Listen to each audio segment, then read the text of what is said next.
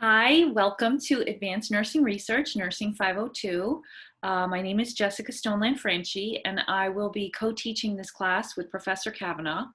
I'm so happy and excited and grateful to be part of your journey as you work towards your advanced practice licensure. It is a lot of work, but well worth it, and in the end, you will have accomplished something phenomenal. In this course, we are going to be learning about research, what it is, the system used to create it, and what makes it legit. You will be creating your own research project through various steps, which we have broken down within your coursework with the help of your text, Nursing Research by Pollitt and Beck. You see over here, this is the front cover of the book. It's a beautiful book.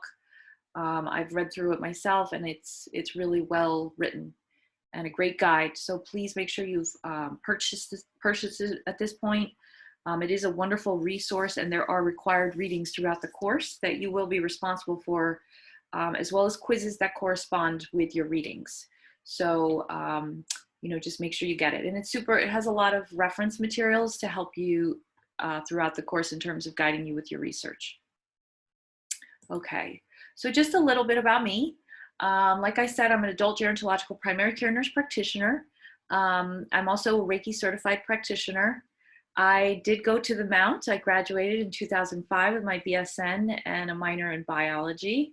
And I love our campus and I love our school, and I'm just so thrilled to be been given the opportunity to teach at the school. It's definitely an honor. So, I work in a practice at this point. I work with veterans. It's a great job, and it's a very interesting clientele that's fun to work with. And I do have a 15-year-old daughter. Her name is Angelina, and she's wonderful. She's been definitely my motivator throughout this whole thing. She's watched me really go through a lot of work to get to this point, and she definitely has been an inspiration. So, what is this class all about? Obviously the purpose of the class is to obtain skills that are necessary to understand the research and utilize evidence-based practice in making clinical decisions. What is the point of all this? Remember, nurses are at the forefront of patient care.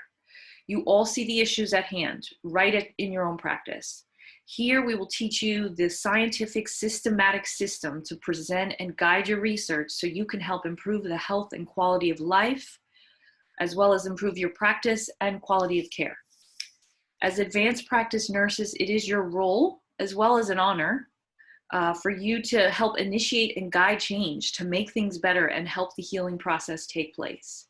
If we don't do it, nobody else is going to do it. So it's really important that as an advanced practicing nurse, you start to think, like, what can I do here? How can I make this better? I mean, we're going to go into this intense research project, and it's very in-depth and systematic, but, realistically in real life, you're going to take these skills and kind of break them down into much simpler processes within your practice and hopefully utilize them even at the most basic levels. And even that will make such a tremendous difference in patients' lives.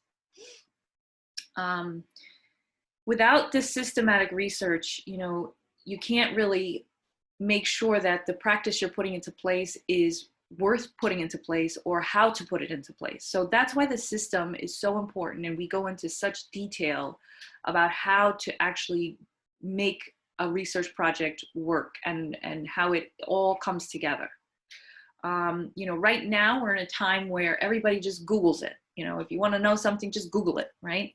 But in the professional role, you really need to learn and understand when you Google it, whatever your search reveals has to have evidence behind it, proving its legitimacy. So you ensure that it has evidence to sustain it, especially within a practice when you're dealing with human beings. So one of the big things that you're going to keep hearing over and over again is this word, evidence-based practice.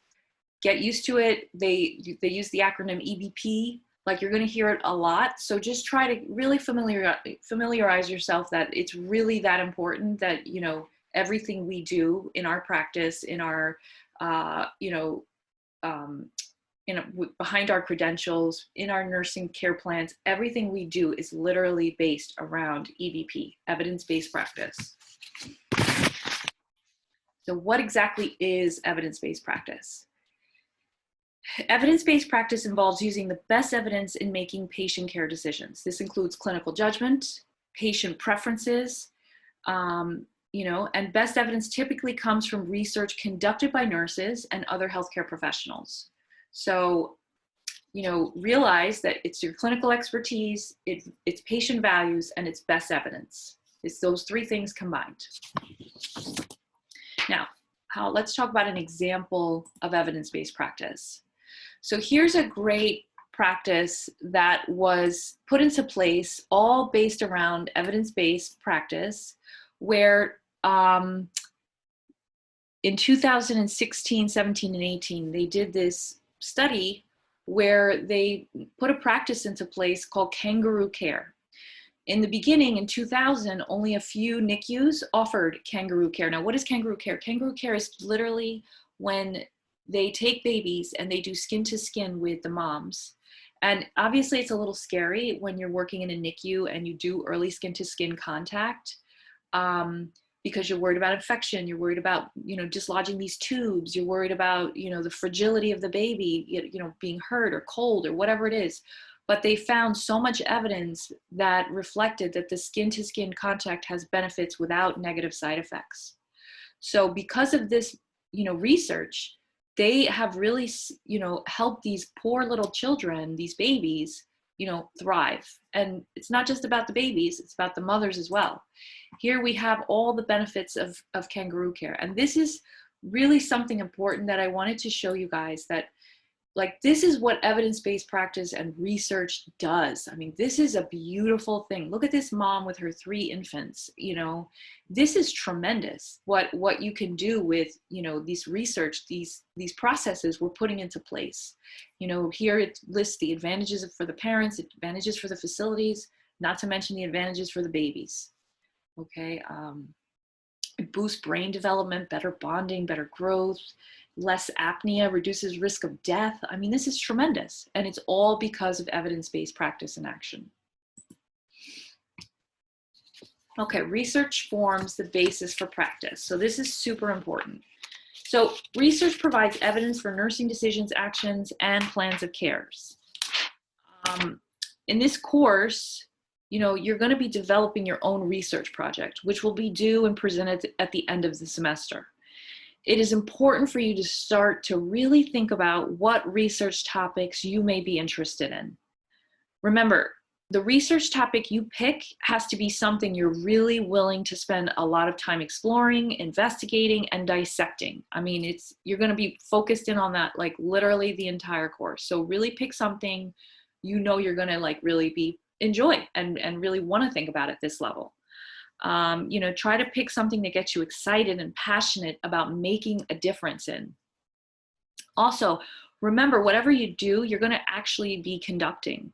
So it should be something that is feasible for you to measure and materialize within your own practice or within the college. And we're going to help guide you, and you're going to, we'll definitely be making sure that we approve whatever it is that you're planning on researching, but you have to come up with something. Now, prior to performing your research, just so you know, you're going to be doing a training. It's called City Training. It's due on week 4. It's in your syllabus. It's called City and through City program. And basically, it's a little training that helps you educate you and certify you on the basics of responsible conduct for research. Okay, and it's really important because, when you're doing research, you're working with human beings. So realistically, we want to make sure that you're doing these with a lot of, just carefulness and integrity to maintain the safety of the patient and HIPAA and all the other things that come along with doing research on human subjects. Okay, so here are some examples of some nursing research questions. And again, this is for you to start thinking about for your own questions. So when when we create our research, the first thing you want to think about is, okay, what topic am I considering? That's the first thing. don't get crazy with the question until you really think about the topic that you're interested in. Now you pick your topic, and then here are some examples of what questions you would create from your topic. So like, here we go, nursing research questions. Number one, how effective is a web-based intervention in improving parent and adolescent communication about sexuality and sexual health? Sounds interesting. Now, is that something that you could actually put into action? You'd have to think about that. Number two, what are the experiences of college students who are newly diagnosed with type 1 diabetes mellitus? That sounds pretty doable in terms of actually putting it into action. There would be a whole process that comes with it, but you could do it. And it actually would be quite interesting to know what those experiences are. Okay. So where do I begin? Like I said, we start with a topic, right? Pick a topic. We're going to guide you through this process throughout the course, where to begin, what's next, how to get to the next step. But these are the basic first few things that you really need to start thinking about in preparation for the next few classes. Now, like I said, when you pick a topic, you may not know what you're going to research about, but at least you can think about what you're passionate about, and you wouldn't have an issue reading like an excessive amount of material on. When I did my research, when I worked in my research class, which by the way was one class, which you guys have two classes, that you'd have the first part and then the second part next semester, which is fantastic. In my program, it was completely in one class. It was, excessive amount of material in one day. In one semester, and it was a lot. It was a lot. So I'm really excited that we're actually able to take this coursework and break it down into such, baby steps so that, it's not so overwhelming, and you can really get a thorough look at how this is done, and you can really actually enjoy actually doing it because you're able to take your time to get from one step to the next. But when I was doing my research project, I had no idea what I was going to do research on. But I knew that, when they told me to pick a topic, the first thing that came to my mind was, I have a real passion about the subject of medicinal marijuana. So that was my first step. Okay, I said, I'm going to do a topic on medicinal marijuana. Now, that being said, something else you want to consider is how much literature review you're going to actually be able to find about your subject. Medicinal marijuana is kind of a new thing, and it really hasn't been out that long enough for them to conduct research studies. So that was something that I didn't think about when I first picked the subject. So it definitely was a challenge that I had to really consider and I figured that out as I was doing my literature review. And by literature review, that basically means you're looking at articles, different research articles that will give you the sites to go to find. And you're just reading a bunch of articles and all these different studies that are done based on your subject. So I just went and put in that search box, medicinal marijuana, and tons of different things came up. But even though they came up, it wasn't exactly studies that would have been adequate for actual research. It was more things that were just topics that people were talking about. So you have to be very careful with that. And that is the point of a literature review, is to really go through the literature and see what's legitimate, what's evidence-based practice, and what you're going to actually be able to utilize towards your own research project. So that's where I started. I just started with my topic and I went from there. Then after you pick your topic, like I said, you do your literature review. You have to see what's out there. You have to see what studies have already been done, because you're not going to repeat the same study. That doesn't make sense. And the other thing you want to consider when you're doing your literature review and you're picking your topic is it has to be something that you're actually going to be able to study. Like, where and how are you going to conduct this study? Okay, so that's something you need to keep in the back of your head. The other thing you want to think about is when you do your literature review and you're looking up articles, keep in mind you want to look it's 8 o'clock from within the last 5 years. Okay, because we want things that are more recent, Now, some examples of therapy or intervention question areas of focus. So I just went through your textbook. These are all from your textbook. And I just found some different research that has been done. And these are the questions that they focused on. So does an education intervention improve teenagers' knowledge of behaviors relating to contraception? This is a very doable research project, you know, in our case. Does a bundle of interventions to support nurses' engagement in evidence-based practice, EBP, increase their knowledge, attitudes, and use of library resources? Again, something that is definitely feasible. You know, I'm sure you know a lot of nurses within your own practice, and you could potentially put this into action. More examples. These are examples of research questions on cigarette smoking. You know, what percentage of high school students smoke 1 pack of cigarettes per week, and what percentage of smokers have tried to quit? So I used to work as a school nurse, and for me, this would have been a very feasible study to do. And, you know, I would have obviously you have to get permission for wherever you are. You have to get permission that this is going to be allowed to be done, and we are going to help you create a contract that you will get your facility to sign, and make sure that, you know, they're in agreement that you're doing this and that they're okay with it and they're going to approve it.